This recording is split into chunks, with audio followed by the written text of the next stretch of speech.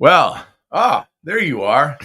That's me. It's Yeah. me. I'm here. How's everyone doing? Welcome into the Ben Maynard program. Thanks for being here. I said it yesterday in my post.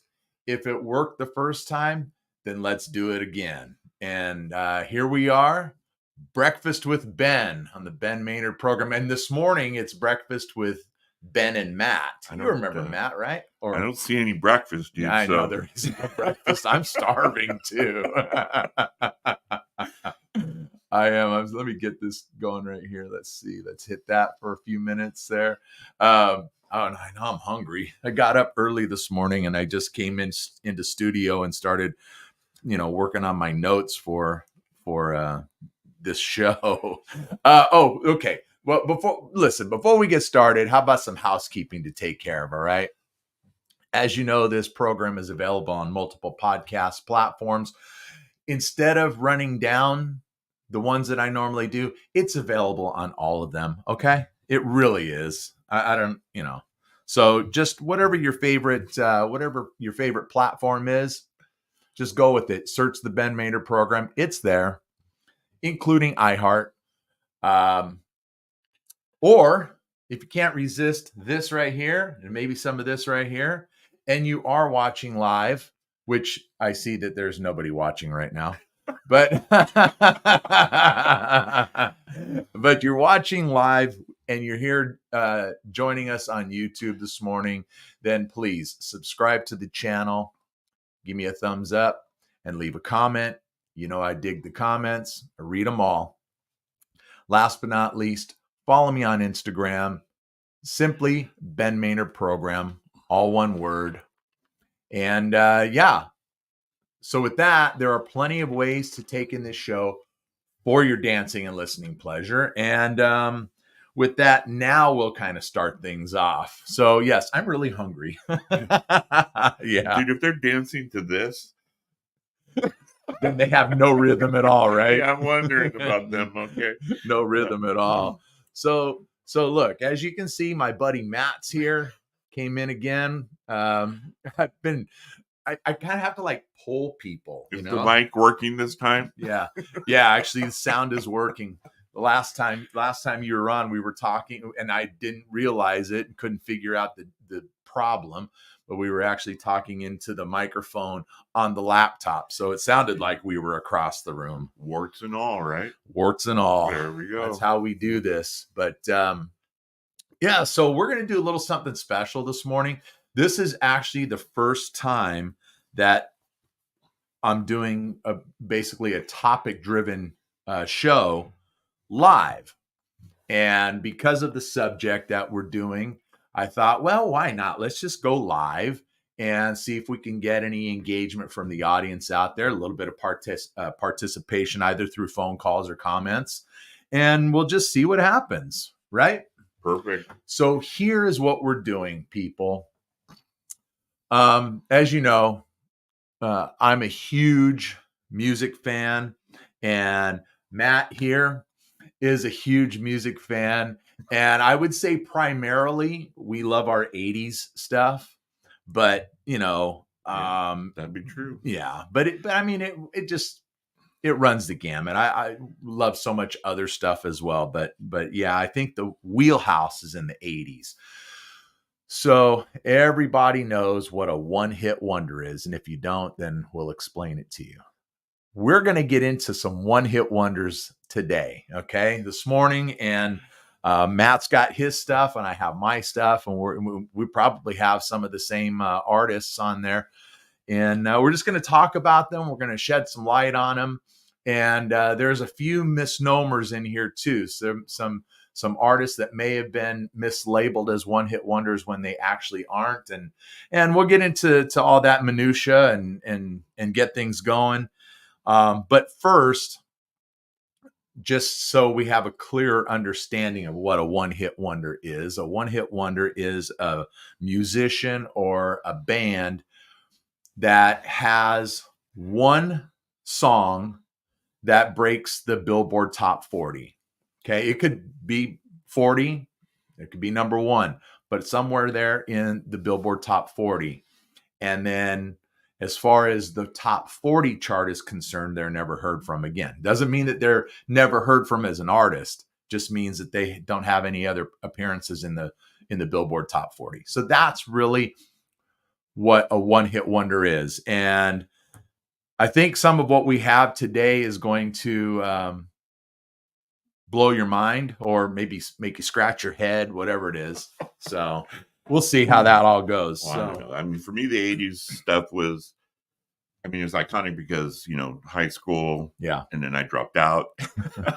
Then I went overseas. Yeah. And that's where I got into music. Yeah. And it wasn't, I mean, Journey was the big 80s band for me. And of course, that's really a 70s band. Yeah. And, you know, they developed into this iconic band where, you know, now when you hear their music, especially Don't Stop Believing, I mean, it's just, you know, it's on so many number one or top 10 lists and whatnot. But one of the most downloaded songs, if not the most downloaded song or streamed song. I remember getting a bootleg of the Escape album, and I didn't have a Walkman or anything. They didn't exist. The boom boxes are what existed at the time. They didn't exist in America, but in Japan they did. No, there wasn't anything I could buy there that I could play a cassette on at the time. Okay. And what I would do is because they would line the streets, the vendors, and be selling, and you would buy these bootleg cassettes, and they'd have the label Joan Jett and all these other bands I was buying. And Simon and Garfunkel and Central Park Live, that was a great album. Oh yeah. And then you would buy 5 of those, and they'd give you this little case. I know you remember these little brown snap cases that came with the cassette. Wow. Yeah. And so I would take the cassettes, and I'd go to the library on base, and I'd get the tape recorder. And it was just it wasn't like a stereo tape recorder. It was just a tape recorder. Right. And I'd play it with the stupid little plastic headphones, listening to Journey on these little headphones. Yeah. Yeah. It was pretty cool. And then of course, Rush was my other big love. Yeah. I mean, I remember that. We would go into those bars, and they would have speaker-sized, concert-sized speakers in there, and you know, pick whatever album you wanted to listen to. And Steve Jensen, I don't know if he's still alive, around, or whatever. He was my corporal. Yeah. He was like, "Yeah, you got to come. Let's go. We're having some drinks, and we're gonna go listen to Rush." And I just remember being blown away by listening to 2112. You know, side A. I was just like, yeah. Oh, this is what music is about. Of course, now I'm deaf. But at our age, we're all a little bit deaf anyway, and a little blind too. Yeah. But you know, and we can't remember anything, so we have to have copious notes. We do. We have to take notes. You typed yours out. I scribbled mine. But yeah, you know, well, first let's start with Journey, because you brought him up, and you know, the number one stream song in the history of time, you know, Don't Stop Believing. I remember where we were when that album dropped and the first single, Who's Crying Now, was released. We were at Disneyland. You and I, and I believe Chuck was there, and your cousin Brian. Oh, wow. Yeah, we went on a trip to Disneyland. We were hanging out, and we had a great day. And that, like I said, that was when the album first dropped, and not Don't Stop, but Who's Crying Now was the first single. And I remember we'd be standing in line, and I'd just be running that song through my head over and over again because it was brand new. I almost totally forgot about that trip. Yeah. I haven't thought about Brian in years. Wow. Yeah. So that was something. And going back to when you were talking about cassettes and you buy the cassettes, I remember you also being in the Marines at the time, and you used to come, you know, when you were back in the States, you'd come up like almost every weekend. You'd take the train, and I'd pick you up at the Fullerton train station and hang out for the weekend, and then take you back. But you brought these, I used to call them bandoliers, because they're almost like bandoliers, and it was a strap, and it would go across your chest, and it had perfect pockets to put cassettes in. And we used to load it up with the cassettes, and we'd wear them, and we'd have all these cassettes. They were bullet bandoliers. Yeah, no, I remember totally, with the brass safety pins. Yes. I remember. Yes. and we would wear them. It had probably about 8 or 10 pouches on it, and we could put all the cassettes in there, and then we had your boom box, and we were walking around with your boom box with a whole bunch of cassettes. Oh, Yeah. I was trying to remember the make of that boombox because I got paid right before I left Okinawa, and then when I came back, Brian picked me up, Yeah. and we went to the Air Force Base in it's not there anymore now. Oh gosh, I'm not even going to remember, but it was the Marine Corps Air Force Base. Was it the one in Tustin? Yeah, I think it was Tustin Air Force Base. Yeah. And we went down there so I could get paid. Oh, okay. Because I was on 30 days of leave, and the guy told me, "Oh, well, you have another check coming." He's like, so I ended up getting like, it was like $1,600 or something. Yeah, and so I'm like, I'm getting a boombox. Yeah, I cannot remember the make of that boombox. What I do remember about it is one of the guys in the barracks overseas in Okinawa had one, and it was before the auto reverse came out. It was auto rewind, so you could play one side over and over again. Okay, it would rewind and then it would play that side again. Oh wow, yeah. And I remember borrowing that when I was in the barracks and putting 2112 on it and just listening to that one side of the album over and over. And then also, I believe it was side A of Moving Pictures. Okay. Yeah. So, and then for me, Rush is still, well, I mean, I'm so sad. You still hold them in high regard. Yeah. Yeah, totally. Yeah. And not just me. I mean, a lot of people do. Oh, of course. Yeah. Of course. They're one of those legendary bands, sure. Right up there with, and it's not like, they're not a hidden gem. No, no, those guys, they have a huge name. They had a huge career. Yeah, they weren't one-hit wonders. No. Well, no, you're right. They weren't because I believe they had 2 top 40 hits. I don't have them on my list. I'd be willing to bet there were more than that because Moving Pictures, almost every song charted on at least side A, I'm pretty sure. Well, I'm sure they were on the top 40. You're right. Yeah, I'm sure they were on the mainstream rock chart. Yeah, and which is different than the Billboard Top 40. I mean, it's still all Billboard, but just there's charts for everything, and but they need to fix those charts in Rush. Yeah, but I do remember that. What was the album that came out before Moving Pictures? Was that Signals, or I don't remember, but that they had. It could have been Signals. What was the New World Man? New World Man was, and that was actually I think that almost broke the top 20. We might even look it up. Who knows? But it had that new wave sound. A little bit. It was very rock, but it had a lot of synthesizer in it. So it was when when they turned into the decade of the 80s and they started adding more keyboards, and it was when they kind of got out of the 80s, maybe to the mid 90s. I'm trying to remember the album that they came out with. It's not Snakes and Arrows. Test for Echo.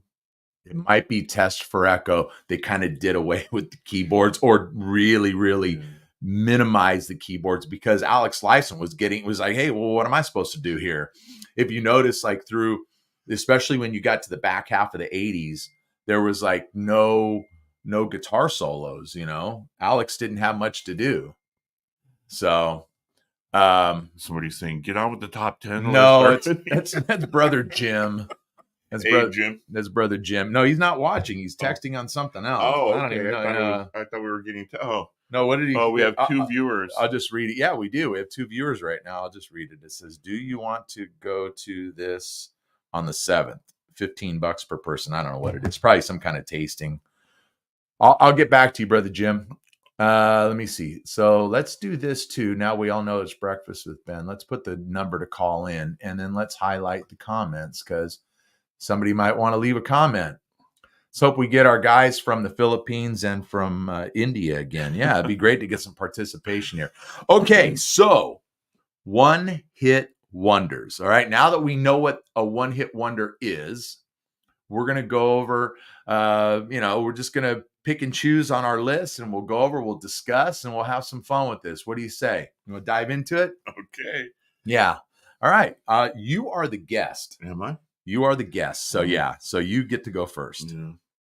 Okay. Okay. Well, for me, the just like we were talking iconic in the 80s, and so I was mentioning before we went on air, I mean, I joined Columbia House just so I could buy a bunch of 80s music back in the day. So that would have been in the 90s. Yeah. And so they used to have those deals. And then, you would work the deal, right? So Daniela would order and then we'd cancel hers when we could. And then I'd order and we'd get whatever 13 albums.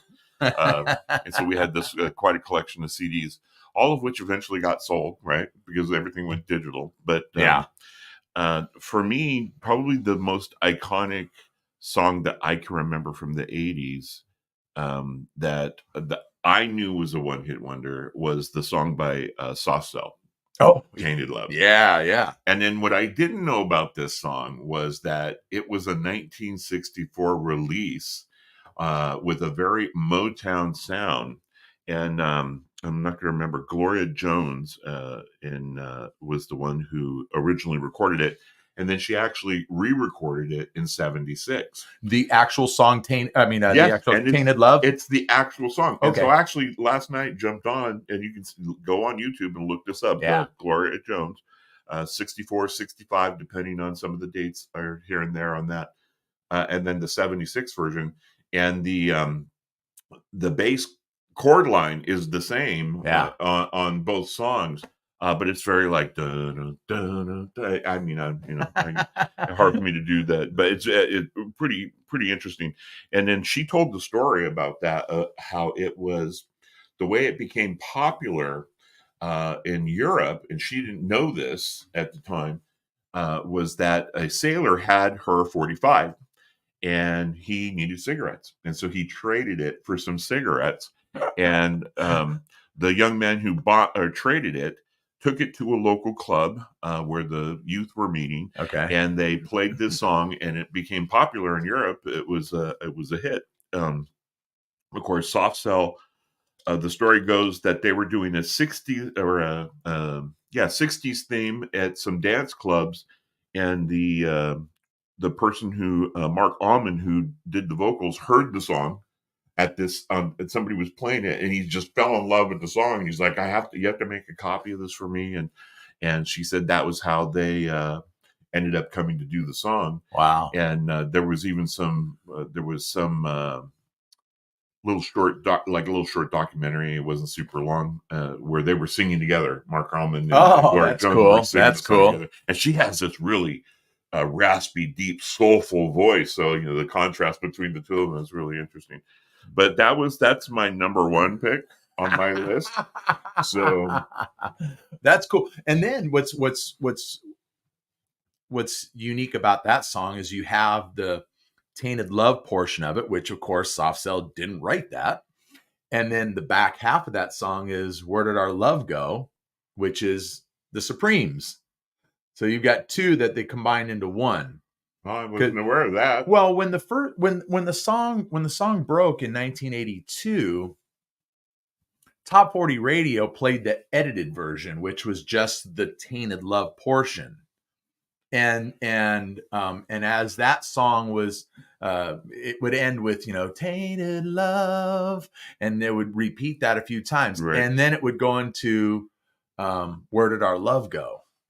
But Top 40 Radio, they would cut that. They play it now. Right. But they didn't back then. No, I didn't know that. And and it's got the Where Did Our Love Go from the Supremes. So the guys from Soft Cell, man, they actually did a big favor to the writers of those songs, bringing them to light, selling, I'm sure 1 million copies or more of that one particular song. And then you get your royalties from that, you get your publishing, but those guys, they didn't make any money on that. The only money. Yeah, and I don't know whether Gloria Jones ever would have received props. I mean, right? Artists used to sign contracts where they didn't own anything. Yeah. They would get They pennies would, on the dollar and yeah, per. she may not have made any Yeah. money because the management or record She company. probably continued touring and singing, and I would, so one of the things I did was I went through and I tried to find some information on these Yeah, different songs, and yeah. some of them there's not a lot out there, or you want to parse through all the Wikipedia posts or whatever. With Wikipedia, it's sort of it's a lot better than it used to be, but it used to be a lot of sort of questionable information or more gossip. It'd be nice because it would say like this is unsubstantiated. Yeah, As you were reading it. citation needed. Yeah. That kind of thing. Yeah. But yeah, so that was my number one pick. Oh well, all right. You came right out of the gate with that one. Well, it's I mean, like I said, it's like. Well, one of the trivia facts I found on it said that this particular version, the 10 and Love version, the radio version, is often cited as being the song that really broke the synth pop trend. I would say that's I would say that's probably very accurate because I do remember when the song first dropped in '82, and that was like the spring of '82. It was a totally different sound. You knew immediately you were hearing something that was different. Oh yeah, yeah. And so I could see that definitely. And the other thing about it is the video is just a strange video. Is it? I don't think I've ever seen it. Yeah, so you have a lot of people just remember Mr. Almond's head with like stars, background type of thing. But there's this whole sequence where the other guys on the bed, and there's these light dots, outlines of females, obviously because they have breasts, and they're like all dancing around them, and it's just kind of like really weird. It's an early video, but it's just really bizarre. Okay. So, it didn't make you feel like you were on an acid trip or anything, did it? Yeah, I've been on an acid trip, so no, I didn't feel anything like that. All right. So what I did is now in researching one hit wonders, you can go back to the 50s and there's so many one hit wonders you never even thought of, and thousands. But for the purpose of our exercise, we're going to get into thousands of them, and everybody would tune out pretty soon. I didn't have to be home till 8 p.m. So. Yeah. So what I did is I think on my list right here, and we maybe even talk about more. I probably have a dozen here, but I thought, okay, I'm not going to do 50s. I'm not going to do 60s. I could have done 70s, and actually I did have one from the 70s, but it's 79. But so I kept mine into the 80s. And but I'll start with this one here. The Vapors, Turning Japanese. There you go. Yeah, Turning Japanese. Oh yeah, that's a high school for sure. Yeah, that was like our sophomore year in high school. Actually, it was like mid, because it came out in 1980. So in our sophomore year was 80, 81. But the album was released in 1980. The song reached 36 on the top 40, and the band was like never heard from again. Outside of course, maybe like here in Southern California, and in fact the radio station still exists, KROQ, K-Rock. Okay. They've they used to play a whole plethora of different genres of rock, but in the 80s they really kind of honed in on it and were playing more like new wave, post-punk, some punk, that kind of stuff. And so this kind of fit right into their format. So yeah, they could have played album tracks off of the album, but yeah, not Soft Cell, but the Vapors, they were never heard from again. Hey, we got a comment. Oh, and it's from Danny. He says, "Hello, Ben. How you doing?" Well, I'm doing great, and so's my buddy Matt. He's doing good too. Can't complain. Yeah, no. We're all doing great. We're going to have some fun with one hit wonders this morning. So, so that's my first one to start things off. So shoot. That's it. On the Vapors, yeah. Oh my gosh. Yeah, Look it's at it. Look just at you. I had to carry the show today. Oh. Yeah. Okay. All right. All right. I Let's can see tell here. you I remember seeing the So Vapors on Solid Gold, but okay. All okay. right. So here. So we'll go with this one from the trivia standpoint. So, and Oh, this is going to be so easy for you. all right. So we were all obsessed with this video game. Oh, I know where you're going with this one. Right. I almost put it on my Uh, list. yeah. That's So great. That's yeah, great. and I'm like, I have to. I wasn't going to originally include this, but then as I was going through and reviewing them, I was like, this has to make the list. I mean, It has because of what we did It in high has school, to.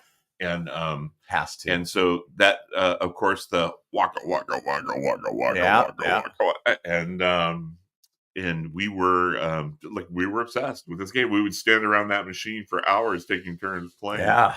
And the game we are talking about is Pac-Man. Yeah. Pac-Man. And so there was a song that came out in 1982. It was called Pac-Man Fever. Yep. Buckner and Garcia. I wouldn't have known who did this song. I vaguely even remember the song myself. Such a good song. And but I remember being obsessed. I remember spending hours playing that game, and of course, later when arcade games became television games and in-home games, Pac-Man was one of those. Yeah. It sucked compared to the arcade. It did suck, especially the Atari version of it. Oh, The yeah. Atari version was nothing like the coin-op version. Yeah, for sure. But Buckner and Garcia were actually a duo that used to write jingles. Yeah. They wrote jingles for commercials, and I don't know what inspired them, but they wrote Pac-Man Fever, and that was a big song. It was I don't know if you have chart position on your list there, but I think it was a top 10 song. Yeah, number 9. There you go. So in fact, everything on my list is top 10. So okay. Yes.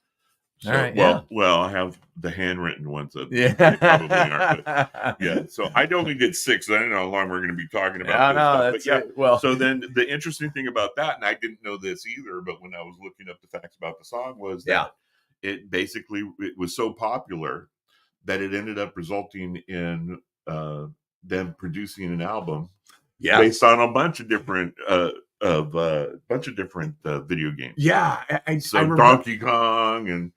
I think there was an asteroid song or something. I don't too. remember if there was an asteroid one. Yeah, I do remember it was 8 or 10. I think it was like 10 tracks, and they were all about video games. I do remember that. I remember seeing the album cover. Never owned it. So it is the first video game themed album ever released. Probably the only one. No, there are a number of other albums that have been released where different artists. Wow, what's her name? Sterling. The violinist. I'm not going to remember her name. Yeah. But she released a video game based albums where she's doing like Link and stuff like that from Zelda. And yeah, and those songs pop up, but those are obviously very niche. But that's my number 2 pick. Oh, all right, cool. Yeah, just see, this is what's fun about this stuff. We get into some minutia here, and we get your wheels turning. Oh, I remember that. What? I never heard of that one before. And we make you think a little bit.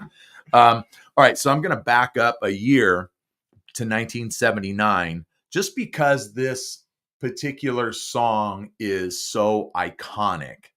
And they were considered a one-hit wonder, but they really aren't. And that's The Knack and My Sharona. Okay, yeah. And My Sharona is a huge song. Huge song. I mean, number one on the Billboard chart, big song on the rock charts, all that stuff. But the follow-up single was Good Girls Don't off the same album, their debut album, and that one reached number 11. I don't even remember. I do remember the song. I don't remember it being that high. And then their follow-up album was Baby Talks Dirty, and I think the single off of that, no, I'm sorry, the album was called But the Little Girl Understands, and the single was called Baby Talks Dirty, and it reached number 30. So they had 3 top 40 songs, of course, one of significance. And yeah, that's why I wanted to bring it up, just because it's because people just consider them a one-hit wonder, and by the rules, then they really They're aren't. his rules. They're not my rules. They're his rules. All right. Moving on. Okay. All right. So this one's another iconic song, 1982. And the thing about this song is that I'm pretty sure it has some strings in it and some other things. And it's basically probably included in all the 80s, top lists, so top 100, top 50, top 10, at least by some people, it's all about what people say, but known for its underground, catchy chorus and folk inspired sound.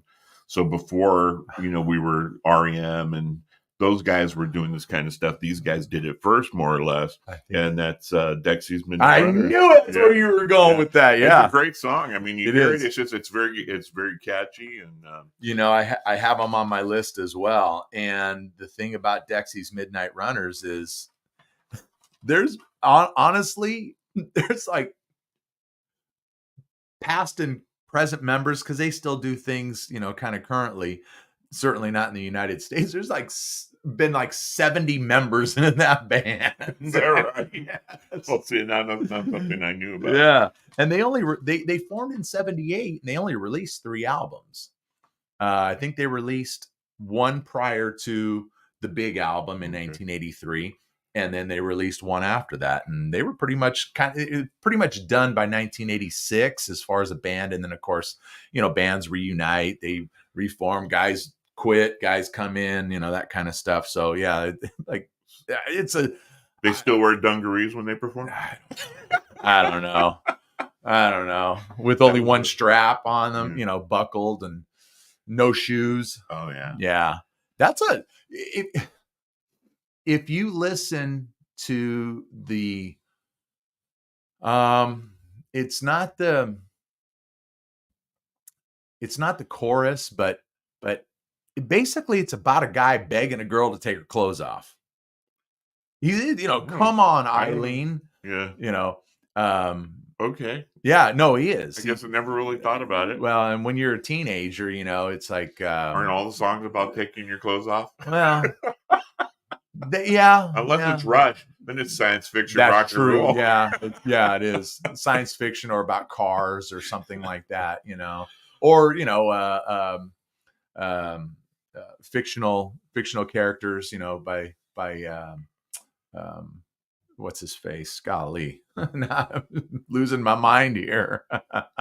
But fictional characters like Tom Sawyer, I should say. Oh yeah. But yeah, it's like the list is incredibly long on the past members of Dexy's Midnight Runners. But you're right. That was no, it wasn't on my list as how many people had. That was members. And it was a great song. But I don't know, for whatever reason, that was it for them, one and done. One of the I've never gone back and listened to any of their other music, but one of the things that I had started doing, I don't know, 3 or 4 years ago, was listening to various different releases from groups that I really enjoyed the pop synth sound from, and then going and listening to all their other songs that hadn't become hits, and I discovered that there were many of these songs I really liked a lot. And so there's one that it's not on my list, and it's probably not on yours either, but I was in when we were talking about doing this this topic, it was top of mind though, and that's Planet P. No, not on my list. Planet P. And the album, I'm trying to remember the album, the one album that was released in '83, but the single on it was Why Me. Now, the reason why I bring it up is because the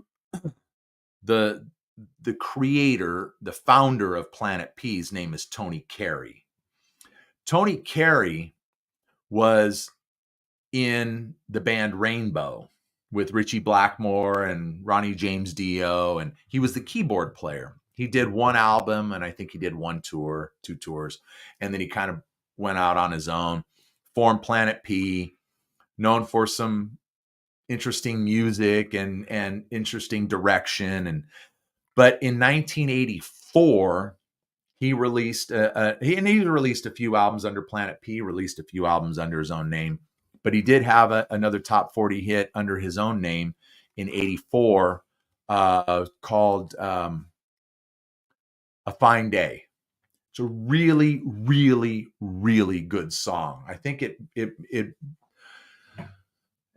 topped out at around number 23, 24, something like that. But really, really good song. But anyway, okay, we're getting off topic a little bit. So, Okay. so You're up. I am up, huh? Mm-hmm. This song, I absolutely love it. It crushes, and it's got to be on everybody's top songs of the 80s. It has to be, and it's got to be way up there on this on that list. And it's from 1980, and it's from Gary Newman, Cars. Cars, yep. Such a good song. I'm talking about synth. Yep. You know, Gary was huge into the synth world. He really dived into it.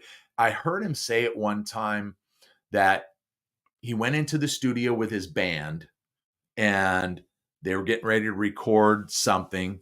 And in the studio was like this synthesizer.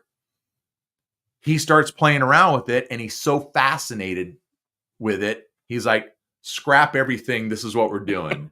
And that's, he goes in with one thing and comes out with something else.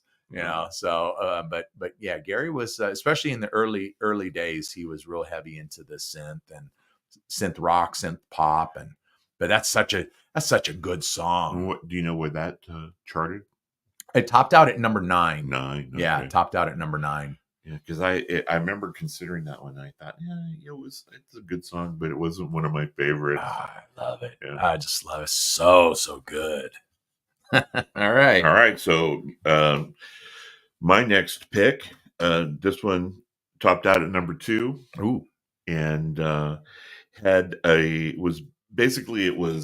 became a protest song, or it was a protest song. It was written about the war and the oppression that was going on in Germany. And so if that doesn't tell you what this is, it was also one of the reasons for the title of the song had to do with signaling that would go on for NATO. And that was part of the history of the song, was they would do balloon releases that would signal the NATO allies or forces. And so that song, of course, was by Nina, and it is 99 Left Balloons. Yeah. And that was a pretty iconic song. It was very different than most anything else that had come out. And I think because it had that, it had some political backing in terms of a message that it was delivering. The fact that it was catchy, and that was also something that was important. But yeah, that's on my list. And 99 Red Balloons was the English version. Left Balloons was of course, the German version. And but it was the same song, just different language. But the German version charted higher than the English version in America. Yeah. Well, yeah. It was a bigger song. Why, I don't know, but it was bigger than the English version. And when it first hit the shores in America, we only knew the German version. But then shortly after, the English translated version was released, and depending on which top 40 station you were listening to or which jock was spinning the vinyl at the time, you would hear one or the other. And so it was a little bit different. But yeah, the German version was more popular. I don't know. Maybe it just sounded. I don't know. It sounded different. Well, German is a very distinct language. Oh So, yeah, yeah. yeah. It's one of those languages where if you hear people speaking to one another in German, it's you almost think they might be arguing when they're talking to each other. It's sort of like Chinese. I was gonna say like So, Korean and yeah, Chinese and stuff. yeah. Some of the Asian languages sound that way when people Yeah. are speaking them to one another. Yeah, yeah, definitely not. Definitely not the language of love or a romantic language. When it doesn't sound romantic when Well, you hear it I being don't know. Them spoken. German felines must have thought something was romantic about what their men were saying. I'm not saying you can't be romantic. I'm saying it doesn't sound romantic. You know, when you're speaking Spanish or you're speaking Italian or French, those come off a lot. You know, I don't know, a lot better. Yeah, well, I don't know enough German to be able to do it in my sexy. Sprechen Sie Deutsch? Because in my really sexy, deep Yeah. Matthew voice, right? But I'm sure any language could sound that way if you just slow it down enough, and Okay. you say it with a lot of heart. Sure. Okay. Okay. Well, some of you may not recognize this artist. I hope you're still with us, Danny, because I see that I see that we still have some viewers out there, but we don't have any comments. And please, everybody out there, feel free to drop your one-hit wonder in the comments. We'll bring it up. Yeah, if it's on our list, we'll talk about what we have. If it's not, we'll talk about it anyway. But the next one I'm going to bring up, I think a lot of people won't be familiar, but I had to put it on the list because it's just such a cool song, and it's "Tired of Towing the Line" from Rocky Burnett. Never heard of it. Yeah, you have. If I played it for you, I'm sure I've heard it. You would say, "Oh, yeah." But the title and the artist, I'm not familiar with. He kind of his dad was John Burnett, who was a rockabilly artist in the 50s. And it's I don't know, it just has kind of that sound when it gets to the chorus. Baby, I tired of towing the line. Don't know why you want to jump on me, baby, baby, baby, you're making me cry. It's just, it kind of has that wail at the end of each line. So good stuff. All right. I see you there. It reached number 8 on the Billboard Top 40. That's where it topped out. And what year was that? That was 1980. And it was like summer of 80. Okay. Yeah. And it's just one of those songs that always grabbed me, even way back when. And Rocky wasn't known for anything else really after that, but he had 6 more albums that followed. So he was playing to the rockabilly crowd, huh? He might have been just one of those things, but yeah, good stuff there. All right, so you're up. Okay, so this one essentially was really boosted by the popularity of the film that came out. It is another iconic of 80s song. I mean, most people are immediately gonna like, oh yeah, of course. As soon as I know that one. Yeah, it was very influential in terms of its style, and it won a Grammy Award, it was nominated for a Grammy Award. Okay. And its music video was very influential because it was a 1985 song. So this would have been after I got out of the service. Oh yeah, no, we were already roommates. Yeah. And it charted at number 1. Wait a minute. I'm not going to guess, but let me see if I get it in my head. You said, oh, okay, I got it. Okay, I got it. Go ahead. Simple Minds. No. Yes. Yeah, Simple Minds. Simple Minds. Don't you forget about me. But it wasn't, well, I have to check the charts. It was their first on the top 40, but they released an album shortly after that. I have a great album. It's got Alive and Kickin' on it. In fact, I think that's the album title. Alive and Kickin'. Gosh, now I'm losing my mind here as far as the songs on the album, but That's a good song. And I'll bet you didn't know that particular song. That wasn't written by Simple Minds. It was written by, I know, I have it written down here Oh, who you wrote it. do? Yeah. Keith Forsey and Steve Schiff. Now, Keith Forsey wrote all kinds of stuff, and a lot of it was in movies. But that song was originally um, the writers of the song originally approached Billy Idol to perform that song. I could have, Yeah. And could have saw Billy doing that. Because when you listen to when you listen to the Simple Minds version of it, and you hear God, I'm losing it here. Maybe because it's in the morning. Maybe if we were doing Friday Night Live and we had Malort. He calls it breakfast. And I know. No food. I have no fuel in me, and that's why I can't think. It's not. Drink. It's not servicing my brain here. Got those beans in here somewhere. Go ahead and have a couple. No, those ugly beans are over there. Jim Kerr. Whew, gosh, Jim Kerr, the lead singer of Simple Minds.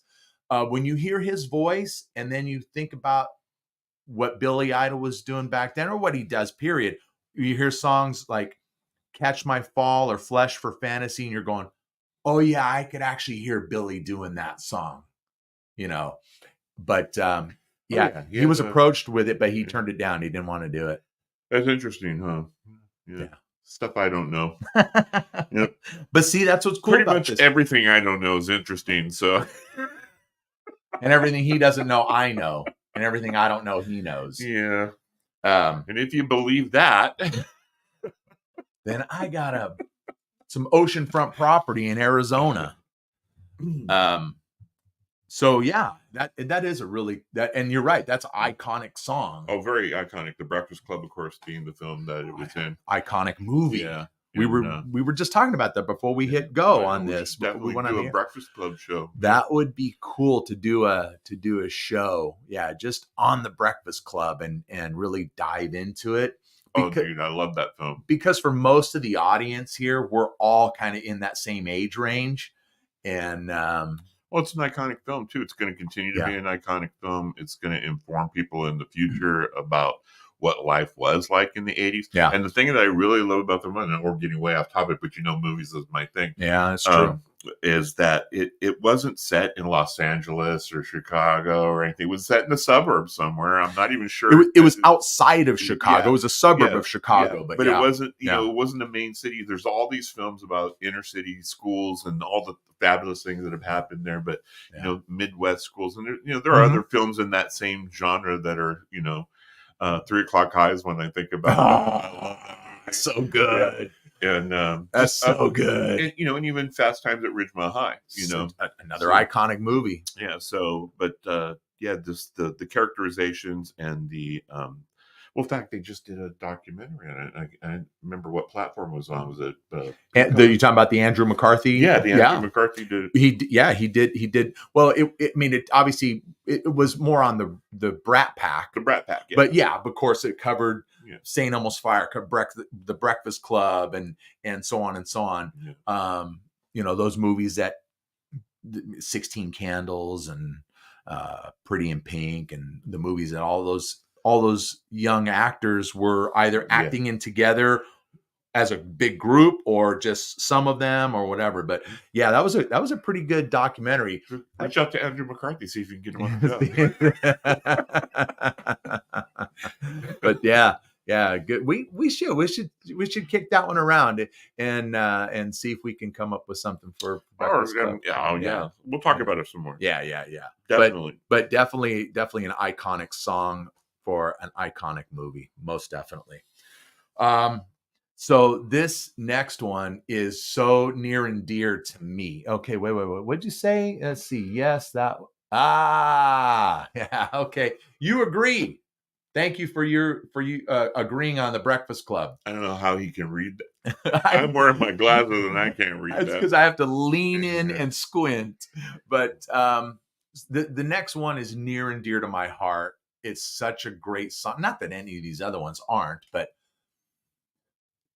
1980, Larry Graham a million in a 1 in a million you. And it's such a beautiful song. Sounds so familiar, but I can't think of it. Larry Graham was known. He had his own solo career as well, but Larry Graham was primarily known as the bassist in Sly and the Family Stone, and the architect also of the slap technique, the slap bass technique, which is where you slap the string and then you pluck it as you go away, and it gives it a completely different tone and sound to it. And he was like I said, the architect of that technique. And there's not many that will play slap bass. The one that I think of the most that does is Randy Jackson, who was in Journey for a short period of time. Raised on Radio. That's right. But this song, and it always hit me, even in 1980 when I'm 15 years old and the song comes out. But it really resonated with me when I met Catherine as well, because now I'm actually listening to the lyrics and paying more attention to it. But Larry, such a great vocal performance. And the chorus is, 1 in a million, chance of a lifetime. Is that ringing a bell? It sounds like it sounds familiar. Yeah. One of these days, if he had a distinctive voice, I'm sure I would have liked it. So deep, and so much vocal control in certain areas on the song. It's just, it's dynamite. Oh my gosh! And not to get crass, but a panty dropper. Okay, I'm sorry. All right. Just Ben, I didn't know you wore panties. I don't wear thongs. Okay. Yeah. But such a great song. Oh, such a great song. All right. So, and this is my last of my printed list. Okay.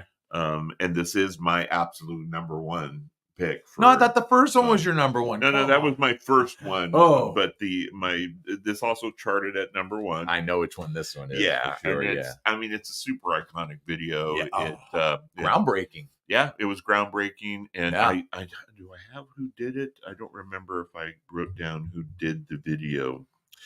But it was a pioneer using animation. It received numerous awards, including a Grammy nomination. But the interesting thing was, and I didn't know this, is that when it was originally released in 1984, it didn't succeed.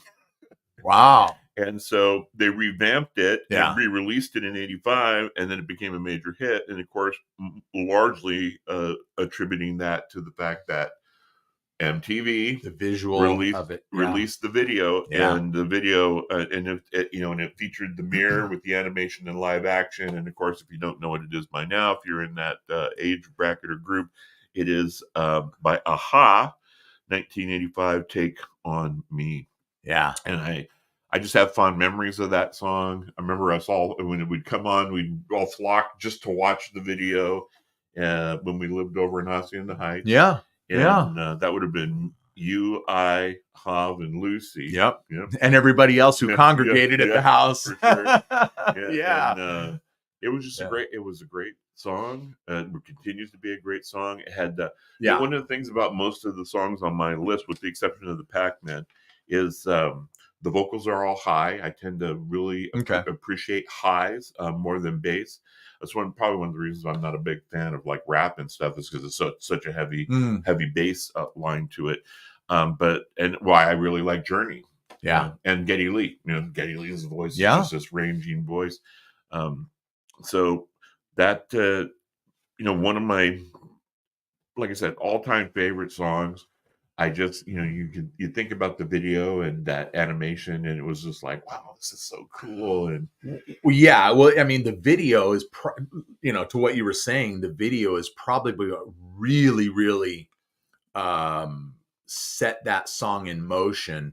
And MTV had a knack of doing that. Oh, yeah. I mean, MTV was like appointment television, you would say, "Oh yeah, we got to get home and watch this. Or we're going to have a video premiere," and they didn't have all these reality shows on MTV back then. Yeah, they had And, news, and they even had news news people at who the were covering stuff that we yeah, were interested in. Right? It wasn't our parents, evening news and that kind of stuff. Not that we weren't interested in that, but it but it was was it was music news. it was music news, but also Yeah, other popular news and cultural news that was impacting yeah, people of our age. Well, what are we, Gen Xers, right? something So like that. yeah. But Well, I'm on the cusp though. and yeah, we both are. We used to actually be considered boomers, and then they I'm changed it. definitely a boomer. They changed it like, I don't know, 15, 20 years ago. They changed it, and now we're not anymore. Right. I don't know, but um, it was. And I think what they had done with that, because anybody who's familiar with that video, you can see the live action, and then you see what's sketch animation, and they took the cells and they physically sketched it out like pencil drawing onto the cells, and it was wild. Yeah. It was wild. Groundbreaking. I mean, Yeah. stuff like that I could probably do it at home on my computer. Yeah, in like 10 minutes. Yeah. I could probably there's a filter that you just add and Yeah. you can do something like that nowadays. It's just amazing. But but we're talking 1985. Yeah. There was none of that out there, and just like with, there was no Photoshop. Everything was physically cut and paste on, photos and stuff. But yeah, and a great song, and I love that song, and we'll go out to the club. We'll go out to Club 80s from time to time and just go shake our tail feathers a little bit, because it's so much fun to dance to all that music.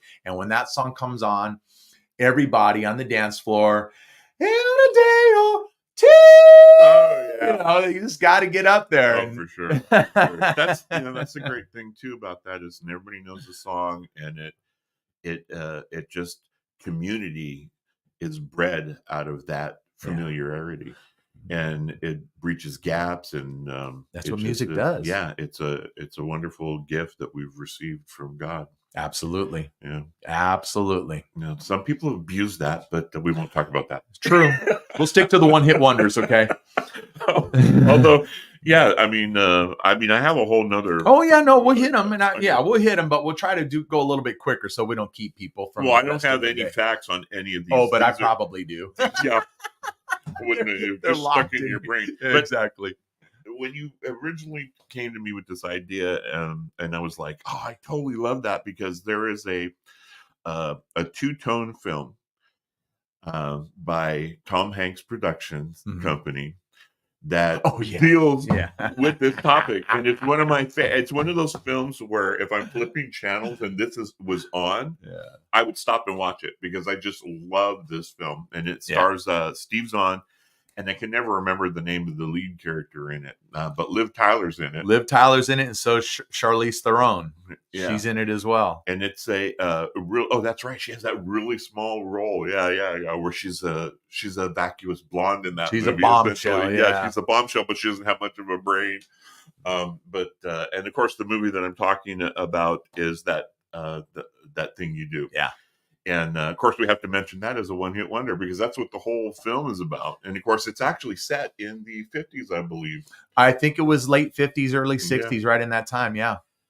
So there's a lot of spoofing of like Frankie and Annette and the Beatles and things like that. And so, but yeah, I love that film. It just gives me good feelings, and it's a good family film too. The song itself is really good and catchy too. Oh, yeah, it is. It's just it's so good, and it's funny. We're talking about one hit wonders, and the band was called the Wonders. Yeah, with an O. It didn't start with the W. It just started with they dropped the W, and it was the Wonders. And wasn't it Tom Hanks who said, "So what's the name of your band? Is it the O-Neaters or something like that?" Somebody said that. He goes, "Yeah, that was because it was confusing everybody because they were pronouncing it the O-Neaters." Yeah, and there's a line where Steve Zahn says, Oh, like he goes, so we're going to be the Wonders now. Like I wonder whatever happened to the Oneaters. Yeah, yeah. And Steve Zahn, I always liked Steve Zahn. He's a great character actor. Yeah. He's not known for a lot of stuff, but that's one of my favorite roles he's Yeah. in. Yeah. And I can't remember Everett. I can't remember the name. The lead character. He's the drummer. I know. I can't. I- He's done a little bit. He Yeah. hasn't done a ton. He's done a Right. little bit. But he's always good in what he does too. Yeah. And I don't remember his name off I the like top of those my head. actors. I like those actors that are good at what they do. Yeah. But So that's my aside there, sort of my film crossover. it's all good. It's all Yeah. good. It's all good.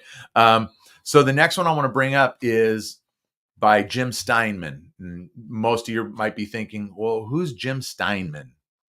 Okay, well, everybody's heard of Meatloaf, right? Everybody knows, and I don't mean my comfort food. Okay, I don't mean my comfort food dish. I'm talking about Meatloaf, the artist.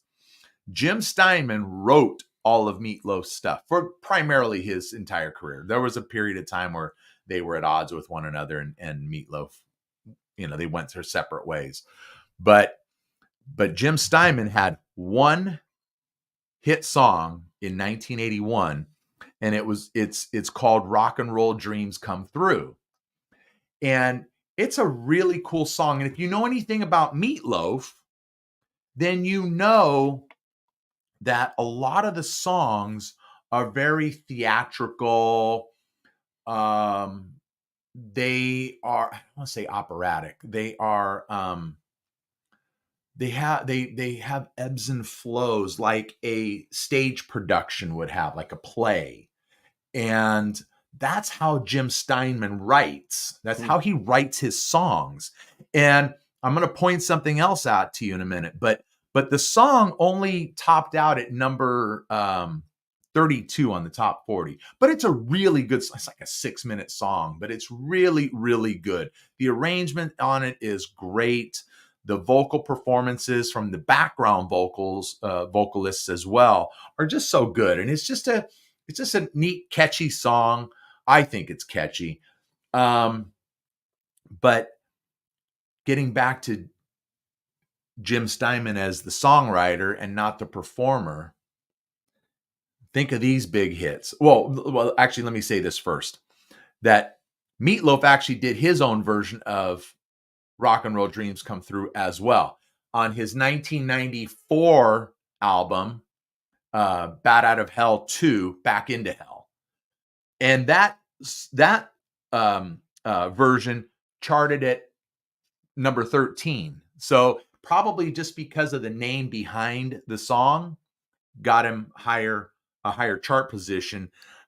And that album was tremendous anyway. I mean, Bat Out of Hell is one of those biggest selling albums of all time. And Bat Out of Hell 2 was also just like that. And it was a great album as well. Great album. But going back to Jim Steinman, okay, here's some great songs, big songs, huge songs from Jim Steinman. I'll start with this one, probably the least out of the three. Barry Manilow, Read 'Em and Weep. And I'm right, and there's so many more from Jim Steinman, but there's a reason why I'm going to bring these three up. So Barry Manilow, Read 'Em and Weep. Oh, by the way, all three of these songs, 1983 too. Air Supply, Making Love Out of Nothing at All. And Bonnie Tyler, Total Eclipse of the Heart. Huge songs, especially the first two. If you listen to those, people, go and listen to Making Love Out of Nothing at All, Total Eclipse of the Heart, and Barry Manilow's Read 'Em and Weep. It's the same song. It's the same song. It's got the same time signatures in it and everything else. And then you'll start to understand what I'm talking about when I say he writes these songs that are they're like plays, and they kind of do this and that, up and down, and you'll kind of understand what I'm saying. I know Total Eclipse of the Heart, and what was the other one? Making Love Out of Nothing at All. Of course. Yeah, those are epic and songs. Those really are the same song. But you A-B in those, you could sing the chorus on either song with the other one. Just really, really interesting stuff. So I just wanted to try to throw that little fun fact out there. Anyway, How much more of this you want to do? Just throw I mean, somebody out there. We'll okay, talk all about right. them. So the first time I remember hearing this song, I was in the barracks in San Diego, and somebody had it blasting on a boombox. And so, if you know anything about barracks in San Diego, especially, they were basically linoleum floors, big old giant rectangular open spaced, and then you had a bunch of metal lockers down each side. So just somebody was cranking music, it just echoed. And And bouncing yeah, off of yeah. And everything. so this Yeah. song, I remember hearing it going like, I really liked the hook in the song, and that's by Modern English. I melt with I'll you. melt with Yeah. you. And Oh, you and I talked about this one. when Not, you originally brought this up, yeah, yeah, we talked I about remember this one. mentioning going like, I'm pretty sure this is a one hit wonder. Now I don't have any of the details Okay. on this Well, song, but this is what's interesting about that song, about Modern English and I'll Melt with You. The song never even charted in the top 40. Never. I think it was released on two different occasions, and I think its highest charting position was somewhere around 58. I think the first time it might have charted at 79. And then but what's so weird is that that song is so iconic and it's such a huge song. You go into any 80s club, or it was in more than one 80s movie, there was probably John Hughes movies. Um, and not only that, the song was a part of a Taco Bell ad campaign for like their not cheesy melt, something like that, like 15 years ago, 20 years ago. So the song's huge, yeah, but it had no traction as far as the Billboard chart is concerned. And so it's weird, but you start singing the song, or it plays on the radio, or you put it on whatever, and everybody knows it. yeah. Everyone knows that song. It's just that I just found that really interesting, that I just thought it would be so much bigger as far as a chart position. Yeah, I mean, I wouldn't have known. Yeah. I spent the six that I covered. I did some more research on it. Yeah. For me, the music is just about listening and singing along, and yeah, that's what I do. Still, I mean, when I'm in the car, I'm singing, Yeah. especially when I'm alone, and even when Danielle is with me, I'm singing. Oh yeah, no, I irritate Catherine. So why you gotta sing everything? Everything. It's who Is there I sometimes am. you just can't stop and It's just who listen? You I gotta am. sing all the songs. And I hate it because you know all the words to all the songs. Oh. Uh, Mm. all right. So let me bring this one up because there's a misnomer on this one. This artist is not a one-hit wonder, but they're called a one-hit wonder, and that's Tommy Two Tone. Tommy Two Tone. 8675309. 8675309. Yep. Yeah. Yep. So obviously that's their big song, released sure. in 1982 off of their second album, the Tommy Two Tone 2. And God, what a great song. It's just a great song. And it's an iconic song. And but previous in 1981 on their debut album, they had a song that charted at 38 called Angels Say No. And that is a really good song. It's a really good song. They're actually both of those albums, those first two albums are really good. They released one more album after Tommy Two Tone 2, and then they were done. Now the band has gotten back together a time or two over the last 40 years and done some stuff. Tommy Heath, the lead singer, and Tommy Two Tone actually still does shows. He became like a computer programmer, so a really smart guy, and so I think he's living in Oregon now, but he'll do shows from time to time, especially if there are some 80s theme shows. And as a matter of fact, they have released material recently. It's not the original band. Tommy Heath is the only member of the original lineup. But I think they released an album in like 2017 or something like that. And then I read something recently that they're looking to release an album by the end of this year. So I should check that out. I should check out the new Tommy Two Tone material, see what it's all about. So, yep. So what else we got here? Throw it out there. Let's see what we come up with. Let's see. You know what? I really like this band. In fact, I like most of what they did.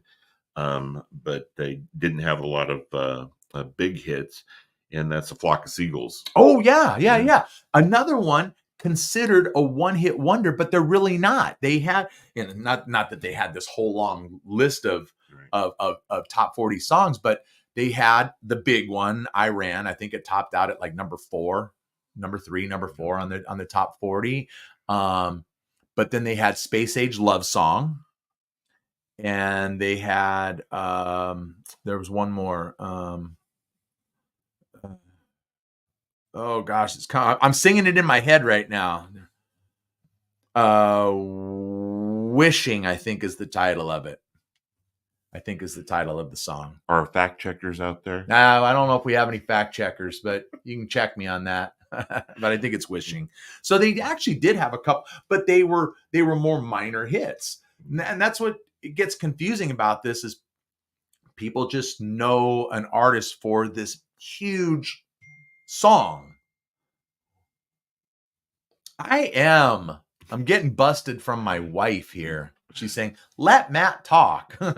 He is talking. I thought I was talking quite a lot. I did too. So, yeah, but yeah, they had a real unique sound. And, there was the song that the Iran was released on. There was another song on there that I really liked, and it was I'm not going to remember the names. It's either Mommy or I've Been Having Nightmares, something like that. Yeah. It's that's part of the chorus. Mommy, I've been, and I was like, these are just cool. These are just cool lyrics, right? Yeah.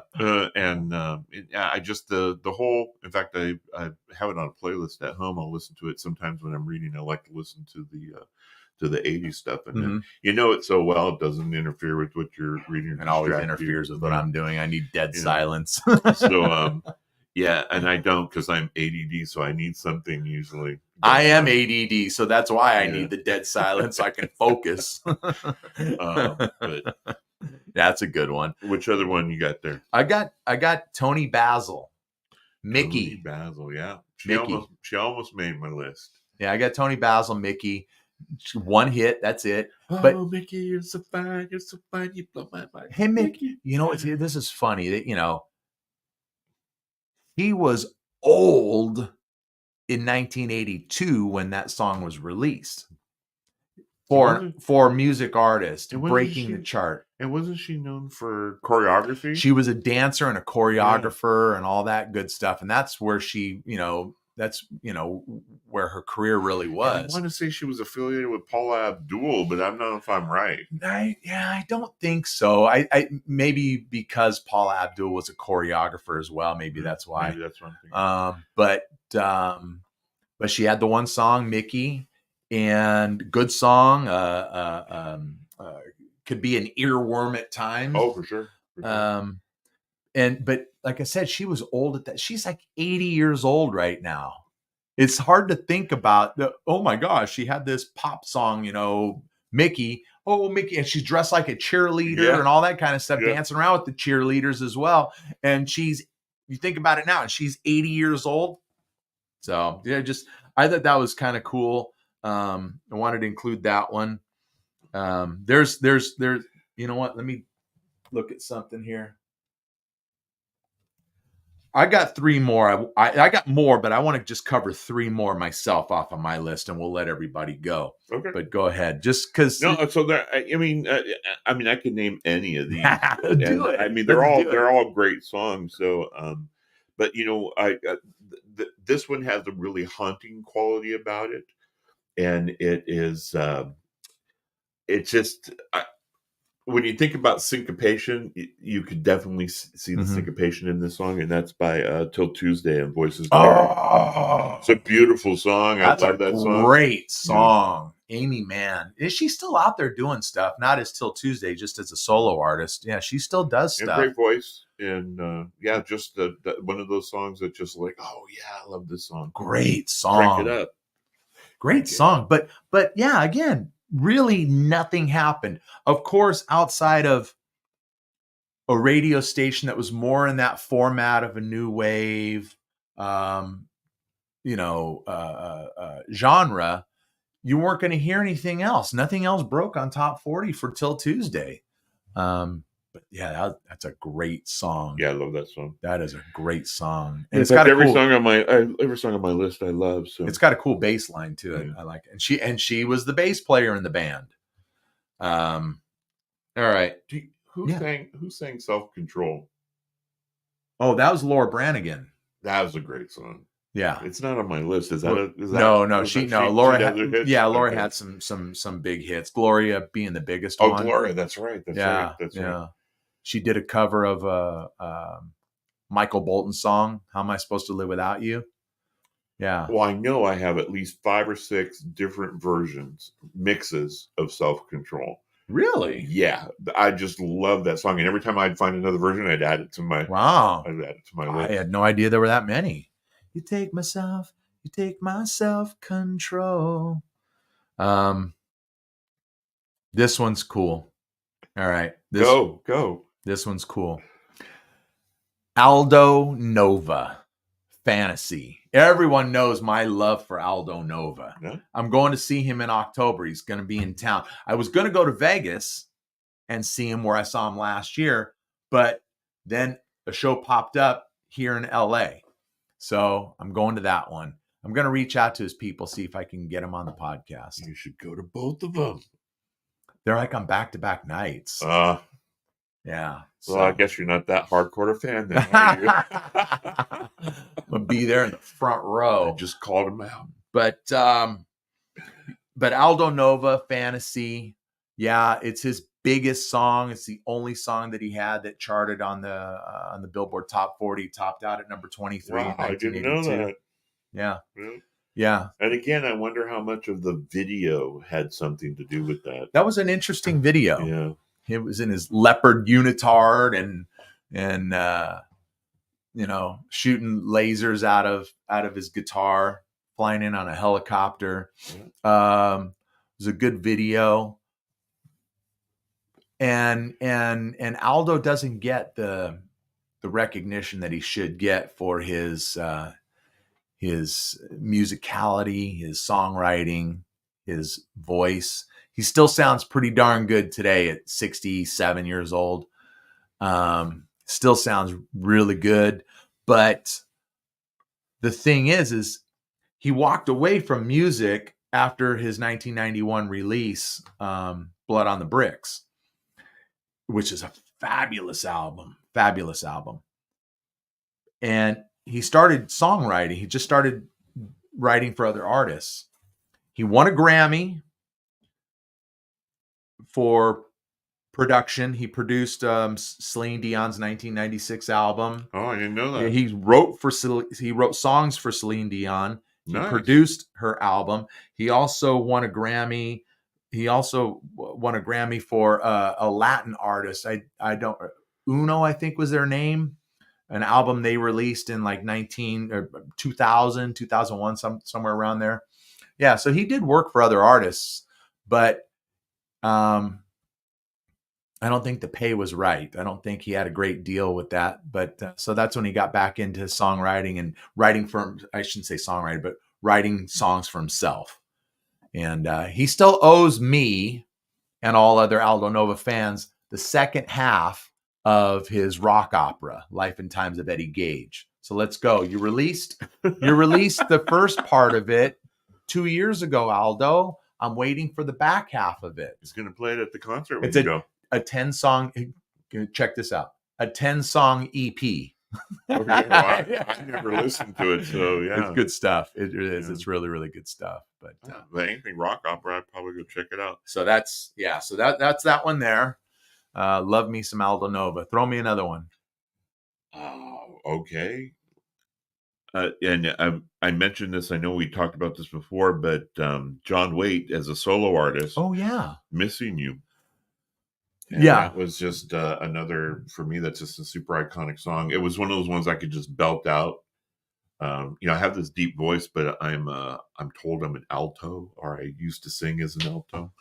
Um, and so I would just be singing that song at the top of my lungs when it came out. Yeah, 1985. and then I remember that song, and Tina Turner had the "What's Love Got to Do with It." They were contemporaries, or came out that same year, I believe.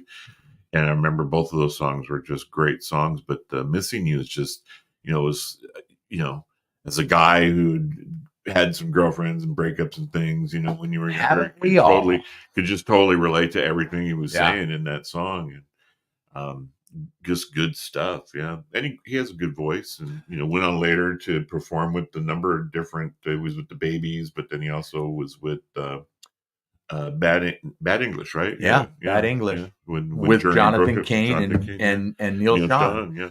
And and some Dean great songs. Castronovo Yeah. That's right. as well. Yeah. But It was like, they could have called themselves Journey, but they didn't. John still sings incredibly well. He's out right now doing he's doing the Foreigner tour. He's the special guest. Oh, okay. He's in the opening slot. You got John Waite, Styx, and Foreigner. That'd be a good And concert. yeah, that would be a good bill. I think it already came through our market. I think it did. I can't recall, but I didn't check it out. But yeah, no, that's a great song. That's a great song. Like I said, John still does a great job. Um, he a lot of times he writes. I think he's like a tortured soul, you know, and it seems that he writes from that space. He's a poet. I think. Well, yeah. Would you think any of the great artists, that some of the soulful songs that are singing about that kind of Yeah, the angst, you see that with almost a lot of bands, yeah, right? yeah, Especially Journey. There are several songs that are really, when they were struggling through touring nonstop and yeah. having families and never seeing them, and the lyrics just pour out of them. And I think Steve Perry. I think Jonathan Cain has the yeah, ability to just write a good song. yeah. I think Steve Perry is one of those like Oh tortured yeah, souls. I yeah. really do, because it seems when he on especially on a lot of stuff that he would write by himself, it seems to come out a little more, and it's like, wow, man. Well, I think if you know anything about his history, that's probably true too, Yeah, because of his life. yeah, There was, he had different goals, he had different vision, and he asserted himself. Kudos to you, Steve. Hey, every person should do what their heart tells them to do, and yeah, I think that's true. I think if you go back and look at even like songs like "Love Me Tender" and stuff like that, you're looking at some part that whole the idea of loving and yeah, breakup. And I mean, this is just a common theme in pop culture and yeah, everybody's lives, because we all experience that. You know, yeah. in Absolutely. country western, even, right? Oh, More iconically, country western. even if you're writing about your dog or your pickup There you truck, go. That's right. absolutely, you can still rip someone's guts out. Um, You yeah. got how many more? You got two? I just, let me mention this. Okay, no, I have to, because this artist always came to mind every time I hear about one hit wonders, and this artist always comes up. It's a catchy song.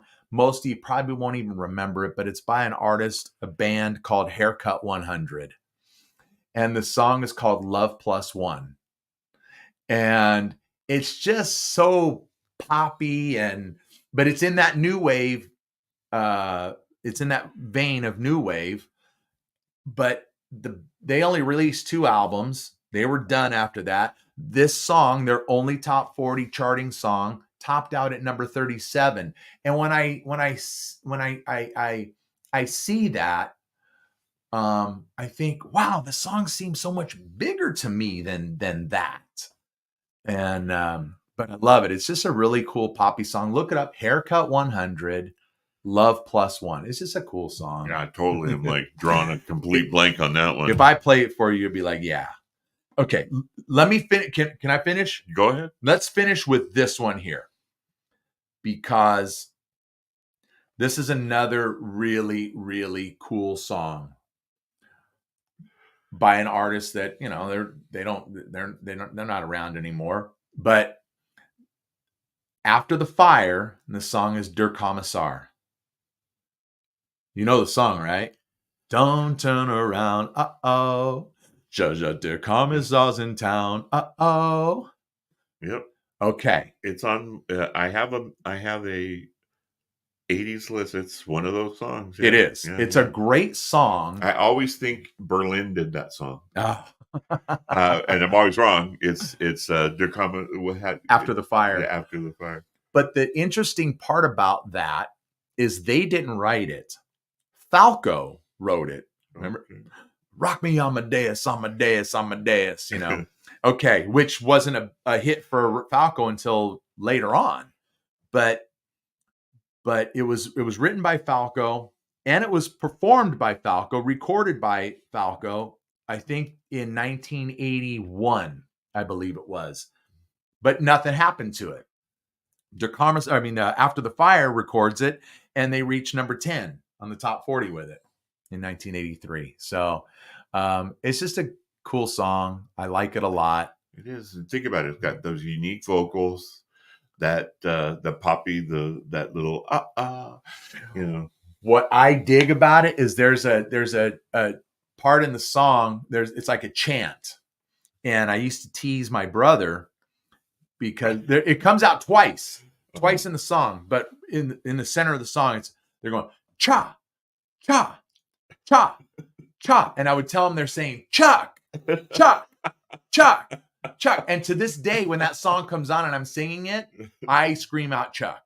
Okay, I do. I scream out Chuck. Okay. So, yeah. Just good stuff. And look, we could go on for hours talking about one-hit wonders. Yeah, you know, but we didn't even mention Devo. We didn't mention Devo. We didn't. There's a lot. I'm not even going to mention because we'll start going down a rabbit hole. Right. But you know, this was fun though. See. Mm-hmm. When we first talked about it, I only had to get up at the butt crack of dawn. I wanted you up earlier, but whatever. No. Look, I'm 60 now. Okay. This was a long week for me, but when I first talked to you about it, and we've been trying to do this now for like 2 months, you're like, but I don't know what. I could come up with two, and I'm like, just do some work. I know all these songs. I mean, like I said, they're iconic. They're from our youth, and I got into music. Like I said, before I went into Marine Corps, I wasn't into music. Yeah, I was into video games. We were playing Atari at my house, and it was the big. Right. It was what I was addicted and attracted to as a young kid. So all the songs I knew were all the stuff my mom and dad listened to. Right. You know, so Elvis and some different various country songs and stuff that I can't even remember. Or if I were to hear it, I'd go like, oh yeah, I remember that song. But when I went into the Corps, that was when everything broke for me. And there were just music clubs over there, and they had walls of albums. You just go and they have a catalog. You pick out what you want to listen to. And the Japanese love music, and they love music from the UK, and they love American artists. They love that stuff. First time I ever sang karaoke was in a Japanese bar. And it was. And the karaoke machine was like a little jukebox that sat on the end of the bar. Right. It had a microphone. You could just pop in your yen, and the song. What was the song I sang? Sound of Silence. Oh, okay. Yeah. And I'm pretty sure I probably crucified that song, but probably. I did. But did you know that I sang in the country western bar overseas? No. Yeah, and I used to sing Kenny Rogers, Coward of the County, Big Gambler, and the other song that I used to kill, right, was Hotel California. Ah. I used to just crush that song, and so I used to hang out with the band, and there was a Filipino band that would come in and they would do sets. And I remember they asked me to translate the song for them, um, oh, "Walking Shoes" by or not "Walking Shoes." Yeah, it was a big song, and I can't. Sinatra's Daughter.